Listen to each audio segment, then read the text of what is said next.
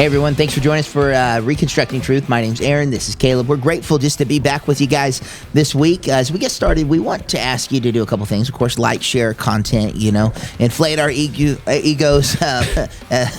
egos. Yeah, egos, whatever, reach the masses, and give us a thumbs up, right? If you're on our YouTube channel, and so it just helps our reach. Make sure you subscribe, right? Be notified. Go that extra mile. Extra mile. You could be one of the first ones to be notified that we are dropping a new video. Who wouldn't want to be? Yeah. Well, it's like Christmas every Friday. That's right. And why wait till next December? That's right. You could receive a gift this week. All right. We're going to need as many Christmases as possible in 2024, I feel like. So. Oh, yeah. It's going to be a rough year, I think. Well, I have no idea what we talked about last. Oh, yeah, it was a review. Yeah, go check that out, man. Check out some of those movies. That was good. And if you did check them out, we'd love to just kind of hear what you thought about them, and you can leave us a comment, and and all that, and it'd be good. Yeah. So, let us know if our tastes in movies are on par with yours. Yeah, I think my movie review skills are very good, regardless of what my family says. Yeah. Who was that overweight movie critic? Oh, Ebert? Yeah. He was bald too, right? No. I have no idea. He's dead now. Yeah. So, I guess he's probably bald. Yeah, there you go. Yeah. But they still, they're riding that dead horse because he still has his website. There's somebody else that it was a pair. It was like Roger Ebert. Yeah, there was two of them. There was two of them. One of them died, and the other one, I don't know if the other one's still going, but I know the website because I'll still see that on because I'll read movie reviews and I'll still see that. But somebody else is posting under. It's Beyond the Grave. This isn't something you can carry on. Yeah, it is. This is.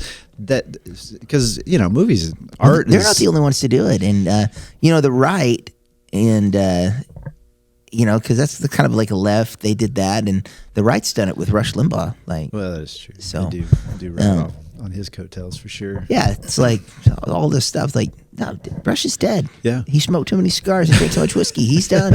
Yeah, those things are so very much subjective. So you can't just be reviewing movies under. No, there's a lot of times I'd watch. With Rush, it's like this is a whole thing built on his opinion. Yeah. He doesn't have an opinion right now. Yeah, his opinions are done with. That's right. Anyway. So that's interesting. It's kind of the culture we live in, though, where everything is. When you give everybody a microphone and a platform, and you've built this entire economy based off of that, then all the underlings, when when you've milked that cow for the last time, right, and it drops dead, what do you do? Yeah, we have a whole. You get a surrogate cow. This whole grifter class, just wandering around looking who they can, weekend at Bernie's for as long as possible. So, anyway. Man, yeah, no, this is a good topic. I just it's not what we're going to talk about today. It's not at all. Maybe we should. We should just keep going on about stop buying into the grift, people. Be more discerning. No, Roger Ebert is not reviewing movies anymore. Or is he? It's possible. Yeah. He's AI. He'll be AI generated within about a year, right? They'll just AI him back from the grave. Wait until that. Why not? Yeah. Why is Rush dead? Why? I know. Yeah, he'll be back. Yeah, he'll be back. Time. We'll be looking for his new show on X. Yeah. Rush has signed an exclusive contract. Rush AI. Yeah. On X. Yeah. It's very dystopian. So it is, but it's going to be a thing. It is. It's going to be a thing. We're going to have dead people commentating on modern events. It's all going to be AI generated, and people are going to be buying it. Yeah. I'm looking forward to the founding fathers' opinion of our current government today. Oh yeah, well, they're going to be livid. Luckily, what is it? Chat GPT. GPT. Yeah. Luckily, it's not biased, so yes. I'm sure that the founding father reviews will totally, be party line divided. Yeah, I'm sure it'll and be, not lean heavily to the left at all. So, anyway, let's talk about Jesus. Yeah, wait till we get Jesus AI. Yeah, boom! Yeah, man, mind blowing, right? Yeah, yeah. He's going to tell you. Well, in that same line, you know what? I mean, like I said, this isn't what we meant to talk about today, but boy, this is something we're going to have to talk about because you know what's going to happen. Like we were just talking about, because all these AI models, they are as much as we want to sit there and be like, oh, it's all computer learning and the computer knows best, but they are all kind of garbage in, garbage out, and, and how they're programmed, and it is going to happen. They're going to do. Somebody's going to come up with that, and you're going to go to Jesus GPT to get advice, and Jesus is going to tell you love is love, and it's going to be completely non-biblical. Yeah, because I just Googled this. I wonder if I can send this over to my iPad. Can I? Does it work? No. Is it going to work? It's not going to work. I don't know. But it's there. It goes. It's AI Instant Pastor. There we go. I have seen that where they. So AI Instant Pastor, sermon outlines, AI sermon generator. I saw an article where a pastor fully admitted that he was just going to read. It was on a Sunday to his congregation. He said, "This sermon has been completely AI generated. Yeah. I'm just going to read it." And they were not happy with him. Can you imagine that? Yeah. They're like, "What do we need you for? We'll just put this computer screen up there." Look at Sermon GPT. What? Yep. That will kind of go in line with what we are going to talk about, though. I think. Actually, I'll revisit that because that'll make a point. And it's when you start getting that type of thing, this is Pastor AI here says that this is the interpretation of text. So. Yeah. Exactly. Yeah. You shouldn't read this literally. This is who's to say what? Like I said, what marriage is, and like I said, when Jesus GPT is telling you that, then GPT, we're really going to be struggling. We should probably. I'm going to trademark that. Yeah, we should probably get that URL right now. So we're going to take a 5-minute break. We're going to come back with. Keep talking. I'm going to live. Yeah, Jesus GPT. What is that? What you said? Yeah, Jesus GPT. But yeah, go ahead and introduce our topic for today. All right. So today we want to talk. We want to talk about the lost, but not so much the lost. I guess it can be defined as prodigals, as the backsliders. Which is kind of more of a older church term. One that it's kind of weird. I only learned that term just a few years ago. And all of that. But, the truth of the matter is what happens, in the church and everything is people come in, they're excited and they're, pumped about everything's new, right? And there's this euphoria that takes place anytime that we encounter those new things in our lives. It's just an excitement. And I have no doubt that, many of you have done that. This worship song, it really hits because, you're going through this emotional crisis and your life's falling apart. And it's the first time you've walked into a worship room, and you're blessed enough to go to a church where the band doesn't suck. And naturally that can elicit something out of us. And sometimes we take natural experiences and like them to spiritual, or sometimes it was spiritual, but we expect it every time we walk through the doors. Or the relationships are great and the pastor hurt your feelings because you find out that Rick's not perfect, or, I'm definitely not perfect, or same is true for all the churches, right? But we've placed these people on pedestals and they've wounded us or said something we disagree with. And any number of things happens, or we get busy or whatever, but we pull away. People pull away, and eventually they're labeled as backsliders, right? They've kind of they haven't given up on faith. If you were to ask them directly, they would say and confess that there's a God, and maybe even a risen Savior in Jesus. But they no longer affiliate. What'd you call them? The nuns. The nuns, non-affiliated. Yeah, non-affiliated. And so they have no church home. They have much less a denomination or anything like that, or a particular vein of theology. It's just that they've become indifferent to the church, and so that's kind of what we want to talk about for a little bit, right? Because it's a dangerous thing. It's a dangerous thing because the church, the ecclesia, not the building, right, but this group of like-minded believers is a gift from God, and God utilizes it to carry out His plan, His purpose, and His vision. And people who have disconnected from the faith in such a way are orphaned, right? They're out there on their own, and it's not a good thing. And people will accuse people in my position of, like, well, you just want people there because you want money, or or you just it's for your ego. So there's lots of people when you speak or whatever number of things, broken people will do. And, but it's, as a believer, before all this, I remember being on this side, I couldn't get here without that, right? The work that God did in me required the church. And whatever church you go to, if it's not here, right, it's required for us. And we know that because God gave it to us. Why would God give us something we didn't need? And so we just want to kind of talk about that. How do you guard against that?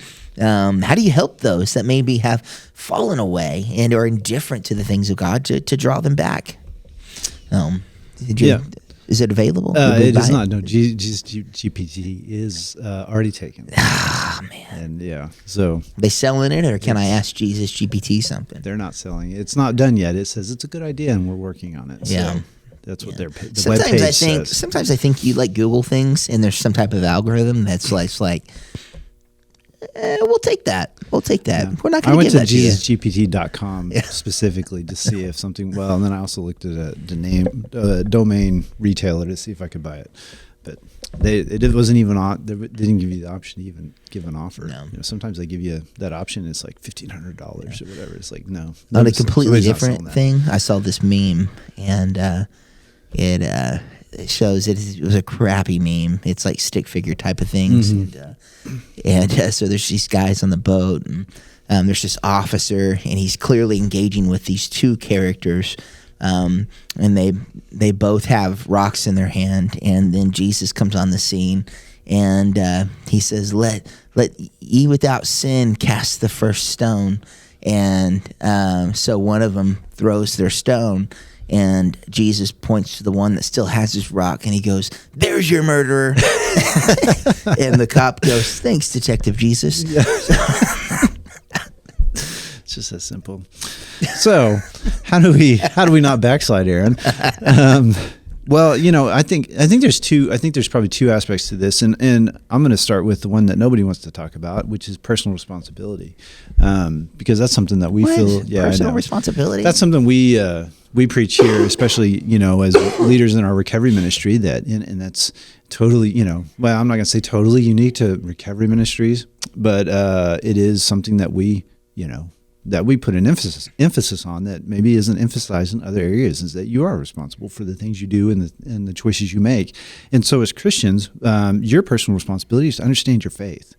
And that means, spending, again, and I say this all the time, so I won't harp on it too much, but, spending maybe half the time on what you believe to be your path to eternity. Maybe spend half the time on that as you do on your your favorite sitcom or your favorite TV show or your fantasy football team or any of these other things. None of those things in and of themselves are evil or bad. That's not what I'm saying. I'm just saying is that maybe our priorities need a little bit of a tweak. Yeah. If you pray to God and God's like, "Who's this?" because he hasn't heard from you in a while, then I'll just stop while Aaron unwraps. It's all right. It's coming through on. Nobody can see it. Yeah, but nobody else can see it. Well, just in case you were wondering what that sound is, meat in a starburst. His sugar must be dropping because it's an emergency. He's got. Yeah, it is. But anyway, so. But that's what I'm saying though, is that if you don't have any sort of conviction, if you don't understand your faith. And understand the richness of Christianity. This isn't just a fly-by-night thing. Like, it's been around for a little while, right? Yeah. We tie our faith all the way back to creation and the God of creation, and there's so much to what we believe, and if you haven't done any sort of study or research or anything into that, then the least amount of kind of a hurdle you face in life, or anytime things get hard, especially if I was just told that if I believed in Jesus, then, my life would be all sunshine and rainbows, sunshine and rainbows, then when it's not, you're going to be like, oh, well, this must not be true, because that's the extent of your belief. And if that's the extent of your belief, then of course you're going to follow the church, because just like Aaron said, anytime you go to a church, and we all know these people, heck, some of you might have been these people, or maybe you still are these people. You're probably not listening to us if you're these people, but if you've ever been to church, every church you go to, you're going to get, something's going to bother you, right? Because it's full of people, and people bother you. People bother me, But I mean, there's always, you're going to find out the pastor doesn't do things the way you would, everything exactly the way you would want. The coffee is not the brand you like. They're not going to play every worship song that you like. I'm on the worship team, and I don't like some of the worship songs, But you know what? That's fine, because I know some people do. The songs I don't like, other people love those songs, and that's fine. So, church isn't about me. And so you're going to be, there's ample opportunity to get upset. And so you're like, well, fine, I'm just going to leave this church because I don't like that music. No. Well, the next church you go to, there's going to be something else, and there's going to be something else. And my litmus test for leaving a church now is, I'll put up with just about anything other than, you're preaching in obviously stuff that's, not theologically correct. Yeah. Because I was like, I'm just going to start over. I don't want to start meeting new people. I don't want to have to meet people. I don't want to do any of that stuff. So, I mean, because I know if I leave here because of somebody offended me, then I'm just going to go somewhere else and get offended. Yeah. And I'm just going to be, out all the time and hassle of building relationships again and doing all that stuff. So, I mean, outside of, like I said, theological errancy, I'm like, I'm not going anywhere else. Yeah. Well, the whole premise is just, it's just ridiculous. When we look at that, the personal stuff like that. And again, I'm with you, Caleb. If it's, obviously if Rick started being heretical today, I'm on staff here. I would not be on staff. Going down the road, I'm not. That's a thing you draw a hard line on, right? But I'm not going to leave because Rick upsets me, and Rick has upset me. I have no doubt. In whatever church you're at, that's happened. But we put up with so much in other realms. Sports, are such a huge thing, and people idolize those, and they'll do this. I mean, how many times has the people in the office traded a player that you wish they would have kept, or you've got somebody who disappointed you and they blew it, or said something stupid. And if only we would treat churches and people in church the way we do them, with that type of forgiveness and mercy and grace. What if we extended people inside the church that same type of thing? Or your favorite restaurant. How many times do people fail in the restaurant business? And many of you are still eating at McDonald's, right? It's crap food, and I have no doubt they've screwed up your order multiple times. Yeah. What do? You keep coming back, right? So, I mean, again, what if we approach the things of God, and the church is the thing of God. It is. It's a gift. And what if we treated it the same way and extended the same type of grace and mercy and be like, I don't necessarily agree with what this is. I don't like the carpet here, but I'm going to keep coming back, and that may sound stupid, but I've heard of church splits over things as ridiculous as that. I heard of one. This was locally. I don't know if anybody from that church is listening. If they are, you guys were idiots. They almost split because they bought a billiards table. Yeah, and it's just. Yeah, because billiards is from hell. Was this a Baptist church? Because it sounds like it. It was totally a Baptist church. I grew up Baptist. I understand. Yeah. It's like that. Totally sounds like a Baptist. It's like they bought a pool table. I don't even think they bought it. Actually, I think it was gifted. But the decision was made to allow it in the youth space. That may be more accurate. But even if they did, doesn't matter. That's how you get the demons in there, man. Yeah, they come in attached to that billiards table. Yeah, they're attached to the pool walls. Mm-hmm. Next thing you know, they're gambling and smoking and gambling and dancing. So I met a guy that was on crystal meth one time, and multiple times, different people, but this particular one was under the delusion that he was the Messiah, which is common. I don't know why so many drug addicts get a delusion that they're the Messiah. If I had a nickel for every time somebody told me they were Jesus. But he used a pool table to explain how he was the Savior. So I mean, I get it. Yeah. That's what the Baptists are trying to guard against. That's right. So.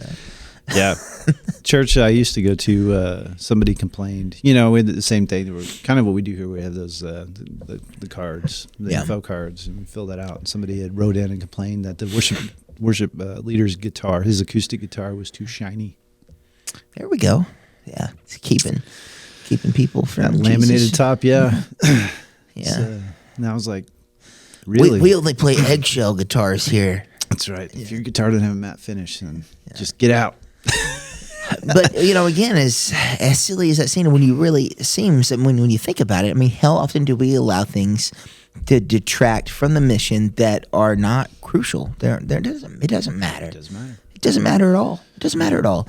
It's not the message. It's not the message. The guitar's not the message. The pool table's not the message. It's like, but we're not going to show up here because of that, or we're going to leave. And people do. They find things like that to disengage.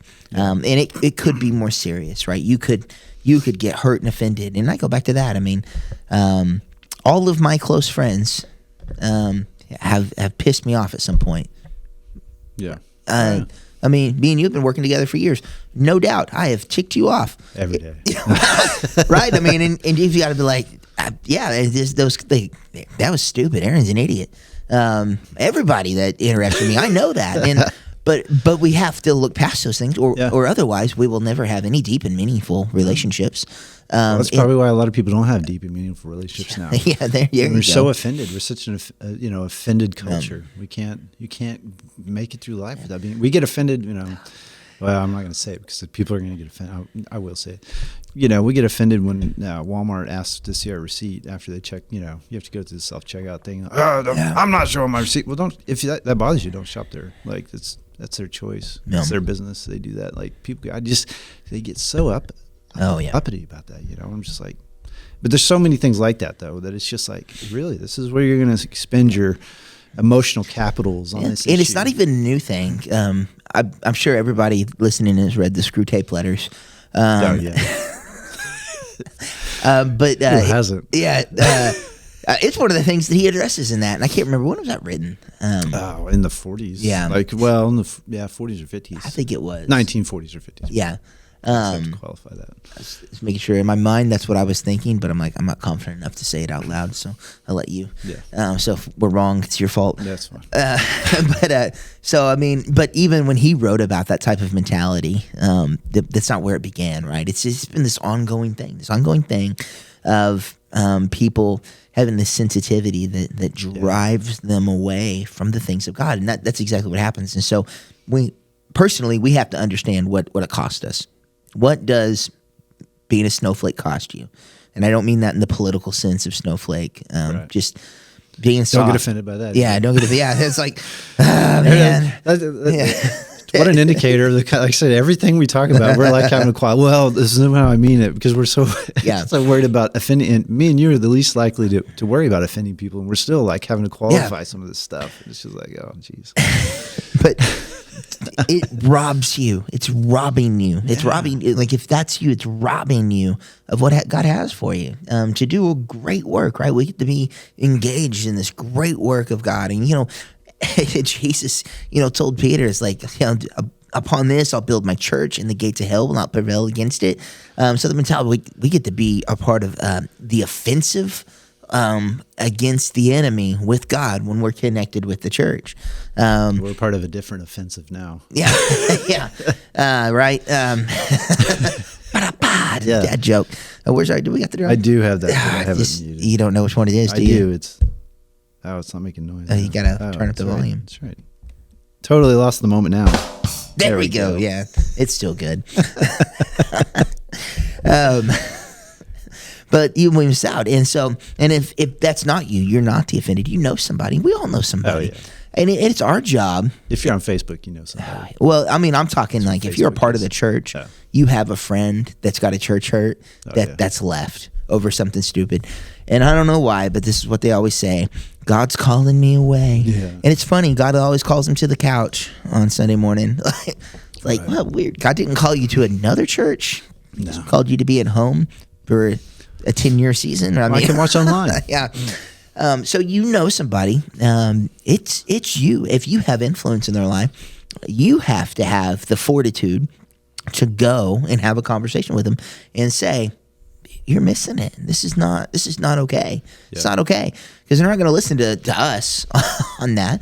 It's got to come from their inner group of people. And it's unfortunate that no one has had the courage to go confront that in them, because you should go confront those things and say, this is ridiculous. You've peddled this crap, that God called you away to something else, you're not going anywhere, you're not engaged anywhere, clearly something has happened, we need to address this and we need to work through it. Yeah. And so I can't remember where it's at, but if a brother or sister's caught up in sin, you who are godly should go confront it with them privately. This falls into that. Church hurt and the backsliding and the disengagement fall into that. Yeah.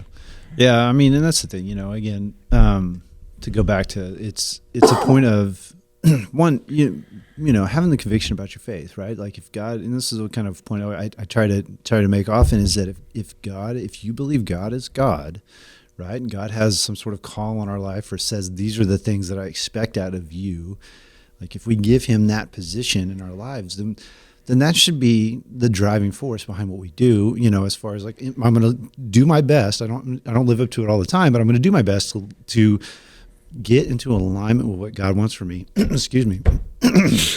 Sorry. Got to love the winter and all the congestion stuff. Yeah, I was trying to eat a cough drop earlier and you criticized me. Yeah, called a starburst. And, but you're doing the best you can to live in alignment with what God calls you to do and to reach people and to minister and all these things. And if that is the driving force in your life, which it should be as a Christian, then these little things that people want to get, they're undecent a lot about, like they should be pretty small things on your radar, and you got to learn to just go past that. I have, like we were talking about before, I have pretty strong opinions about things. I don't know if you noticed that about me. And I have strong opinions about, theology and different, not only just salvation, but all the little things too. I have my opinions about what's what and what does this mean or that mean, and our church is non-denominational. And so we have a lot of people who think differently about those things than I do. We don't agree on everything. We don't agree on everything. And Rick and I don't agree on everything. I don't care. Yeah. I mean, it's good. I like to have the debates. I like to debate just for the sake of debating. It's fun. But that's okay. I don't think it matters. No. I mean, as much as, it's like we can have those opinions and that's okay. And it doesn't bother me. And because that's not the driving force, behind what we do here. It's about reaching people for Christ, helping people live a more Christian life. And so these little things, they shouldn't matter. Yeah. But they're going to matter if you don't have that conviction. Yeah. And the little things, you said that, big things can matter, like, again, going back to, if you're in a church and they don't think the Bible is the Word of God, that's a big thing. You should leave there. Don't recognize the Trinity. Those are big things. But the little things, and some of them are, let's take offenses out of it, but could be littler points of contention. Let's use the second coming of Jesus. There's a multitude of variations of people. They think that he's going to come back before the rapture. Some think he's going to come in the middle of, or that the rapture is going to happen before tribulation. Some think it's going to happen in the middle of it. Some think it's going to happen after. So those are three varying views that don't have any bearing on whether or not you go to heaven or how we teach Scripture or anything else. It doesn't matter. And it was still on you. And I was thank you. Yeah. You're welcome. Yeah. So teamwork makes the dream work. Yeah, it does. So it has no bearing. And so it's a little thing. It's a little thing that, and we can have the debates, and the debates are fun. But people leave churches over stuff like that. Like, it doesn't matter. They're mid-tribs. Yeah. Like, you don't cares? And at the end of it, who cares if they're wrong? At the end of the day, you don't know. You can be passionate about something and you think but you don't know, and we don't know these things, and so it's not worth arguing about. Yeah. I have a really passionate opinion on it, and I will admit I don't know if I'm right. Yeah, nobody knows if they're right. We're not going to know until it happens. But people will leave churches over that. Oh, they disagree with me. Yeah. Oh, heavens forbid. Yeah. You get outside your echo chamber and hear an opinion that's different than yours. Yeah. And have to actually, do something with it, right? I know it's a foreign concept in today's culture that we entertain ideas that are different than the ones on my face while you talk for a while. See, and if you just listen to us, you just missed out on this wonderful, interchange that we have where Aaron's talking and it's just on my face, and people are like Caleb's mouth's not moving. When did Caleb start using meth? Yeah, that's right. Oh, the level of professionalism you miss out if you're not watching our YouTube channel is just top of the line. But so anywho, like I said, it's that's part of it. I think the one half of the nuns, and I was just looking it up because we were asked about statistics. There was an article. Nuns is in non-affiliated, meaning you've left church, or and that. Well, nuns also includes atheists, agnostics, that kind of but it's been growing, and it's at in the article I just read was. October 2023, and so they said that nuns affiliation percentage was at 30% now, which is that's crazy. Yeah, it's a lot. It's the highest it's ever been. That'd be 30% of believers. Well, it's 30% of people who are not affiliated with religious ideology anymore. So again, that's that would include atheists, agnostics also, but but it also includes the I'm spiritual crowd. Yeah. But I don't go to church or do anything that's actually spiritual. So, except yoga. But that's a joke. Anyway, so there's the one part. I think, we're in a culture today where people don't invest the time to understand what they believe.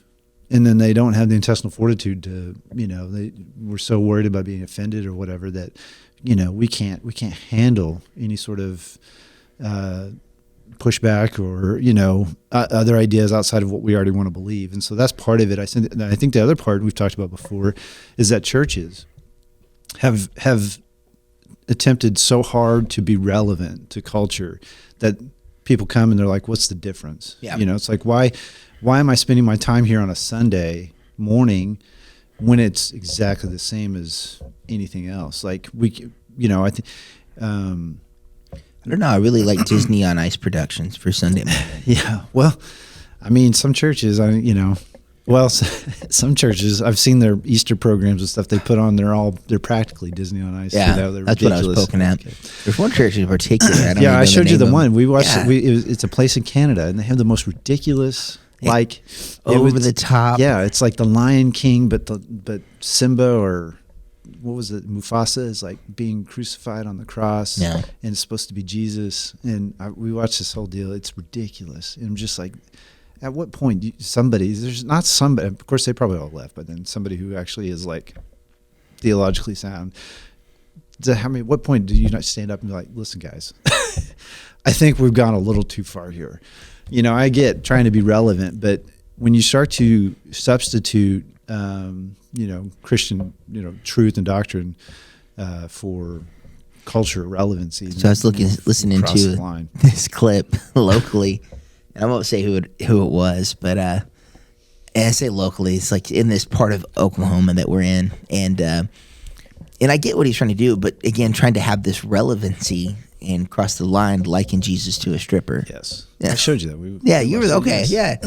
Yeah. It's just like, what are we doing here? Right. What are we doing here? Like, and again, I get what you're trying to do, but you're failing. Like miserably. No, like we don't. You don't liken the crucified Jesus, Son of God, to a stripper. Yeah, God incarnate to a stripper. Well, not only did it relate him to a stripper, but then followed that up with like a prosperity gospel message of like he just makes it rain, or something. And like dollars. I can't remember what he said, but it was just like I don't know. Which again is not how strip clubs work. I mean, the stripper doesn't give you money. Aaron, stop. Anyway, so cultural relevance in our church, and so I was reading an article before we got on here. I was talking about how the clergy, the pastorate we're seeing the increase in number of pastors that want to leave, like either the congregations or the faith ministry altogether has significantly increased over the past year or so. But the group that saw the highest is mainline Protestants. So I had to, and then it said the next highest group was the evangelical Protestants, which I had to look that up because I was like, what's the difference? What is a mainline Protestant? What's an evangelical Protestant? Because have you heard those terms before? I've heard them before, but I've heard them. Yeah, I didn't realize there was a difference. I didn't either, so I looked it up. So mainline Protestant is the Protestant we were just talking about. Basically, the more of a progressive Christianity. We're gonna, science, which I hate to say this, like they're more likely to just buy into, like science, as far as like, which I hate, like I said, I hate to say, because I'm very much a science person. Yeah. But they're basically throwing out the baby with the bathwater, I guess, in the name of science, right? So there's no room for a divine intervention, I guess, in any sort of creation or that kind of thing. Yeah. And so like I said, I'm trying to think of a way to say, to not sound like I'm a science denier, because I'm definitely not.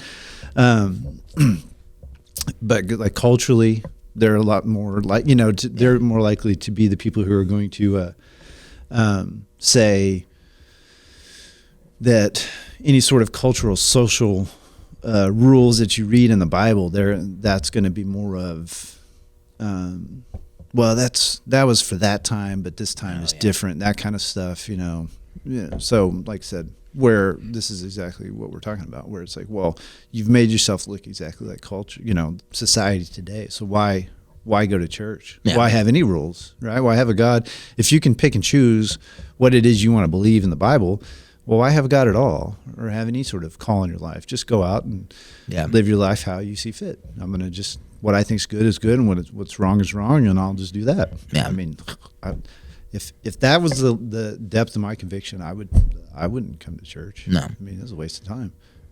I'll be a good person, quote unquote. So that's mainline Protestant, and then evangelical Protestant is what we would be considered, is that, the Bible takes authority. Yeah. And then, everything else that's not kind of covered in there is, we figure that out. But under the context of, what does God say? Like we had that conversation, I don't know, a few podcasts ago. It's like the Bible doesn't specifically forbade us from, snorting lines of Coke. But, there's principles in the Bible that say you should honor your body. So through that, we go, doing Coke is bad, So we would fall under that as evangelical. I have a feeling that if there was a stripper Jesus, he would probably view that different. So yeah. So that church there probably would fall under what we call mainline Protestant. Well, mainline Protestant / prosperity gospel would fall. I don't know where that's just heresy. But anywho, Anyway, so if the church isn't going to set itself apart, which we are specifically called to do in the Bible, if we're not going to set ourselves apart from the society in which we live in, then of course you're going to experience, and that's what we've done, is we've made ourselves so culturally relevant, quote unquote, that we're irrelevant spiritually and theologically. And so of course we're going to experience a decrease. And now I've read, and I don't have any specific numbers, but I've read that, like, what is it? Generation are we on? Gen Z? I don't know. Or the Zoomers, or is that the same thing? I don't know. I sound like a old Gen Xer. I don't know. These kids today. But that they're becoming more, we're seeing an increase in spirituality or desire to go back to church in that generation, the younger generation, because they've kind of seen the nonsense and they're not buying it anymore. And that the churches that they're going to are more theologically rigid, I guess you could say, more evangelical or more, affirming of the Bible. Yeah. So I guess that's something. Well, yeah, and statistically, those are the ones that are growing right now. Yeah. And it is. It just people want truth. People want different. If there was a better way to reach people, I guess Jesus would have been, a little less confronting of sin, and just been like, yeah, man, let's just all peace and love, brother. Hippie Jesus. Yeah.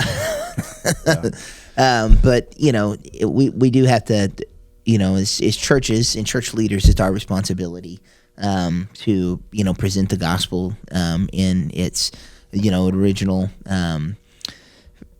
intent to the best of our ability as churchgoers, which we are churchgoers as well.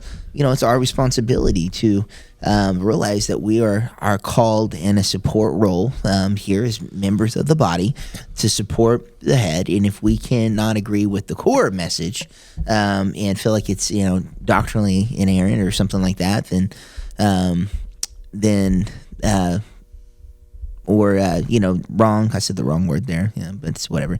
Then it's our job to leave. But if it's not, then there's going to be little things that happen that we're just going to have to deal with. And then as brothers and sisters of people in the faith, if they're falling away and not going because of moronic things or personal offenses, then it's our job to go and approach them and call them out privately and to try to correct that behavior and get them back in. It's important. This is important.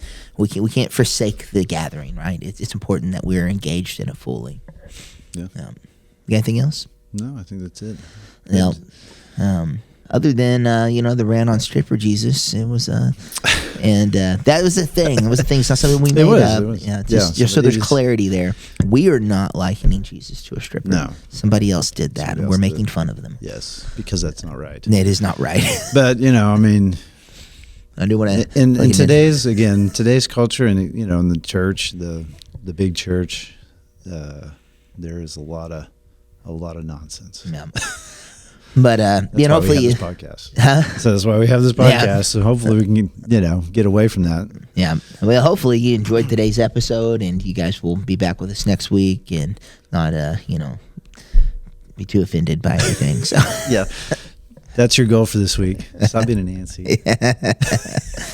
Yeah, or Ned. Yeah, I don't know. I don't know the words. That's probably I don't know if that's the right one, but yeah, probably anymore. That's what we used to say. Don't be Nancy. But it's better than being Karen, I guess. I don't know. Nancy and Karen, man, that's two people you want to hang out with. All right, anyway. We love you guys. We'll see you right back here next week.